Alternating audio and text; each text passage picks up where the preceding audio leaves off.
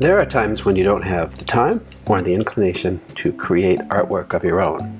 During those times, it's perfectly acceptable to use other people's work, as long as you give credit to the source. So I'm going to introduce you to a very good resource that's online that will give you graphics that you can use in Illustrator.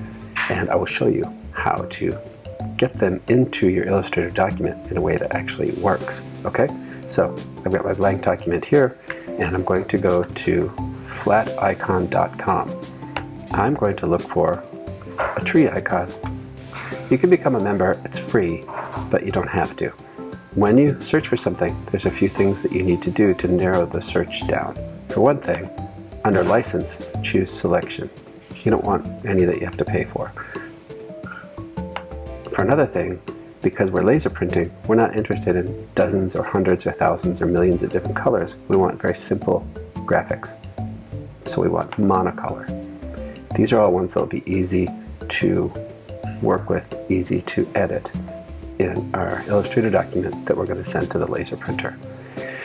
So let's say that, oh, I like this one. I have a number of options. Some of them I can't edit. I don't want that. I want SVG, which stands for something vector graphic. Never mind that. I'll learn that on my own later. I want vector graphic. I'm going to keep it simple and just keep it black, but I could change the colors. I'm suggesting right now you keep it basic, okay? And you download it. Now, they're giving this to you for free on one condition, that you give credit to the author. So make sure you copy that and keep track of it, okay? It downloads, goes to your download folder, and you open it. That's what it looks like. But how do I get it from here to Illustrator? It's not straightforward, but it's quite simple.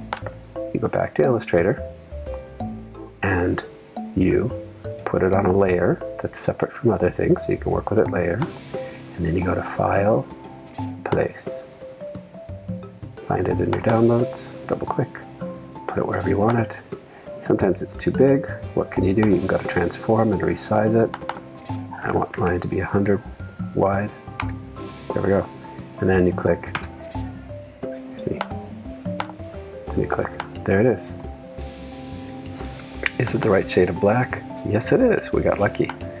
But maybe you don't want it exactly like that. You want to edit it. You can still edit it by using one of the selection tools. If I use the direct selection tool, you'll notice that I can take parts of it and delete them. And it changes the appearance. I can select the whole thing and change it so that there's no fill and only stroke and things like that.